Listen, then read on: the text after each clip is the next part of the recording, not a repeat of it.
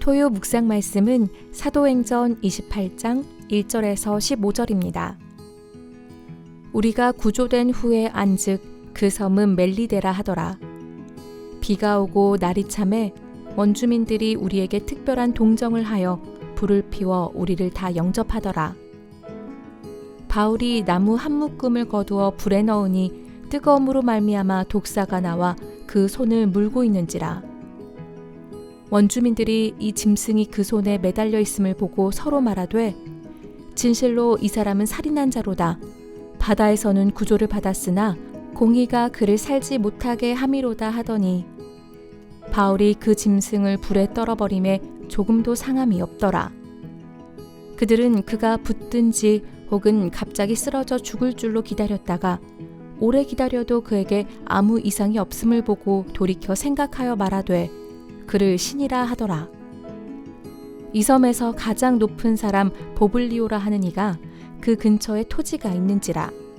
그가 우리를 영접하여 사흘이나 친절히 머물게 하더니 보블리오의 부친이 열병과 이질에 걸려 누워 있거늘 바울이 들어가서 기도하고 그에게 안수하여 낫게 하매 이러므로 섬 가운데 다른 병든 사람들이 와서 고침을 받고 후한 예로 우리를 대접하고 떠날 때에 우리 쓸 것을 배에 실었더라.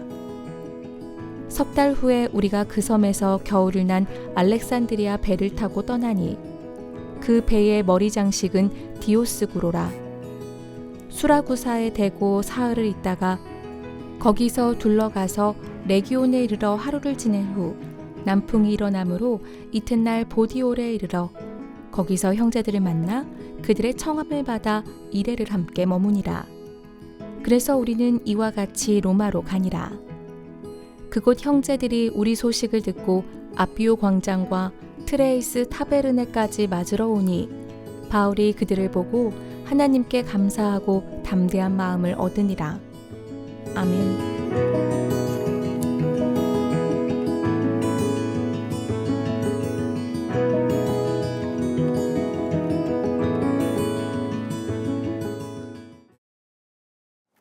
저와 여러분은 매일 성경 순서에 따라 마가복음 말씀을 묵상하고 있습니다. 오늘은 멜리데 섬의 변화라는 제목으로 말씀을 전하고자 합니다. 오늘의 본문은 바울이 로마로 압송되어 가는 과정 중에서 생긴 일입니다. 로마로 가던 바울 일행은 큰 풍랑을 만나 바다에서 표류하다가 멜리데 섬이라는 곳으로 구조가 되게 됩니다. 바다에 오랫동안 표류하게 되었고 비가 오고 추운 날씨에 멜리데 섬의 주민들은 바울의 일행에게 불을 지펴주면서 그들을 지극정성으로 보살펴 주었습니다. 안심하는 마음도 잠시였고 불을 지피기 위해 모아놓았던 나뭇가지 속에서 독사가 나와 바울을 물게 됩니다.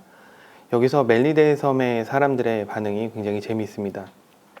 멜리데 섬의 사람들은 오래전부터 물에 빠져 죽은 사람은 살인자다라는 생각을 갖고 있었습니다.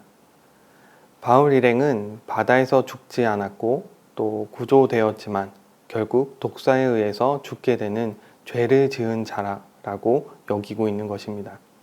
이는 헬레니즘 문화의 네메시스 영향에서 오게 됩니다.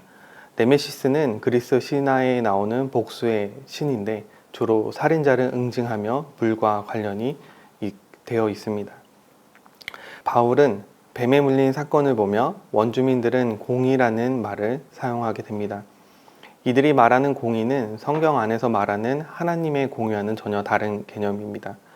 보통 성경의 공의가 잘 드러나는 이사야서의 말씀을 살펴보면 미시파트라는 단어로 법률적인 판결의 의미를 갖고 있습니다. 사도행전의 판결의 의미를 가진 공의와는 전혀 다른 뜻으로 사용을 하고 있습니다. 원주민들의 공의는 디케라는 헬라어로 자신들이 살아왔던 삶, 믿는 신, 경험, 지혜에 따른 응가응보, 권선진악 그런 것들로 표현을 하고 있습니다. 물에 빠져 건져진 이들에게 따뜻한 대접을 받았지만 뱀에 물린 바울을 보면서 살인자라 단정하면서 극과 극의 모습을 보여주었던 멜리데 섬의 사람들의 모습은 그 원주민들의 공의는 자신들이 만들어낸 것 안에 있는 공의와도 같습니다. 우리 또한 이런 모습을 갖고 있지 않습니까? 드라마를 보면서 착한 주인공은 현재는 가난하고 어렵고 굉장히 힘든 시기를 보내고 있지만 그 착한 마음과 행동으로 분명 신데렐라와 같은 결과를 얻을 것이라 기대하고 있습니다. 그리고 나쁜 악당들은 좋지 못한 일들이 생겨 시련과 고난을 받는 것들이 당연하며 인생에 교훈을 주고 또 개관천선할 것이라는 기대감도 있게 됩니다. 이것을 공의로 대입하게 되는 것입니다. 교회 안에서도 보면은 이러한 관점으로 공의를 바라보면 문제가 되게 됩니다. 누군가에게 좋은 일이 생긴다면 또 누군가에게 나쁜 일이 생긴다면 분해하고 분석하며 그 좋은 일과 나쁜 일이 어떤 죄로부터 시작되었나 매달리기 때문입니다. 멜리데 섬의 원주민의 공의는 이와 같은 행위와 같습니다. 모든 사건을 인과응보로 바라보게 되면 안 됩니다. 성경에서는 멜리데 섬의 원주민의 공의는 이와 같습니다. 모든 사건을 인과응보로 바라보면 안 됩니다. 성경에서는 이에 대한 질문에 예수님이 답변하는 것들이 기록되어져 있습니다. 요한복음 9장에 보면은 날 때부터 맹인이었던 사람을 예수님과 제자들이 만나게 되는 장면이 등장을 합니다. 제자들이 예수님한테 묻습니다. 저 맹인은 누구의 죄로부터입니까? 자신의 죄로부터입니까? 그 부모의 죄로부터입니까? 라는 질문을 던집니다. 이미 제자들은 맹인이 죄로 인한 결과라고 생각했던 것을 알 수가 있습니다. 예수님은 이에 대한 대답으로 이렇게 말씀하십니다. 요한복음 9장 3절입니다. 예수께서 대답하시되 이 사람이나 그 부모의 죄로 인한 것이 아니라 그에게서 하나님이 하시는 일을 나타내고자 하심이니라. 예수님께서는 하나님이 하시는 일을 나타내고자 하심이라 라고 말씀하십니다. 날 때부터 맹인이었던 자의 인생은 헤아려 볼 수 없을 정도로 힘들고 어려웠을 것입니다. 또한 누군가로부터 죄로 맹인이 되었다라는 생각과 세상의 편견, 그런 시선들이 고통스러웠을 것입니다. 하지만 그 인생을 통해서 하나님이 하시는 일이 있음을 분명히 예수님께서 말씀하고 계십니다. 그리고 그 맹인을 바로 고쳐주십니다. 결국 멜리데 섬의 원주민의 공의는 하나님의 공의와는 전혀 상관없는 공의입니다. 모든 일에는 하나님의 뜻이 있지만 모든 일의 결과가 꼭 죄와 연결되는 것은 아닙니다. 때로는 이해되지 않아도 불편한 것이어도 고통스러운 것이어도 하나님이 하시는 일을 바라보는 게 신앙입니다. 하나님이 일을 통해 이루실 것을 기대하는 것, 기다리는 것이 저와 여러분들에게 있어야 할 신앙입니다. 오늘의 본문에도 하나님이 하시는 일이 바울을 통해 분명히 나타나고 있습니다. 바울은 독사에 물렸지만 죽지 않았습니다. 상함조차 없었습니다. 그는 독사가 자신을 해칠 수 없을 것을 확신하듯이 용감하고 과감하게 독사를 불에 던져버립니다. 그는 이미 오늘의 본문 말씀 이전에 사도행전 27장 18절부터 26절까지 하나님이 하시는 일에 대한 확신을 갖는 사건이 있었습니다. 20절 말씀부터 보면은 여러 날 동안 해도 별도 보이지 아니하고 큰 풍랑이 그대로 있음에 구한의 여망마저 없어졌더라. 여러 사람이 오래 먹지 못하였음에 바울이 가운데 서서 말하되 내가 너희를 권하노니 이제는 안심하라.